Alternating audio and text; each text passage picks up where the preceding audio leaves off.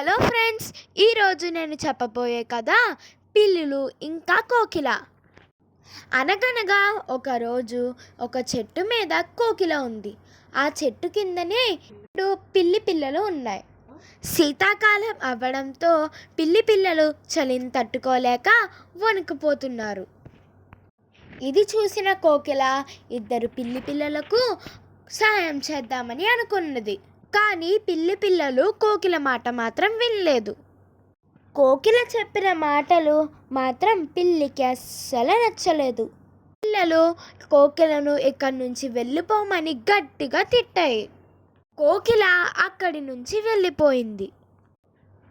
అందులో ఒక పిల్లి అక్కడ దగ్గరలో ఉన్న మినుగురు పురుగులు చూసి అక్కడ అది ఏదో మెరుస్తున్నట్లుంది అని చెప్పి ఆ పురుగులను తీసుకోవడానికి వచ్చింది. అయితే ఇంకో పిల్లకు అస్సలు ఈ మాట నచ్చలేదు.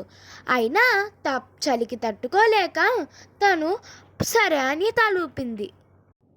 మినుగురు పురుగులను ఆకు కింద పెట్టుకొని ఎంతసేపు ఉంచినా మంట మాత్రం రాలేదు. వాళ్ళు బాధలో ఉండడం చూసి కోకిల మళ్ళీ వచ్చి నచ్చజెప్పడానికి వచ్చింది. కానీ పిల్లులు మళ్ళీ గసిరి పంపించాయి. ఆఖరికి ఇద్దరు పిల్లలు కోపంతో కోకిలను చంపేశాయి. చివరికి ఇద్దరు పిల్లలు చలికి తట్టుకోలేక చనిపోయాయి. ఇదే పిల్లి కోకిల కథ. Thank you. ఈ వీడియో కనుక మీకు నచ్చినట్లయితే లైక్ చేయండి, షేర్ చేయండి, సబ్స్క్రైబ్ చేయండి.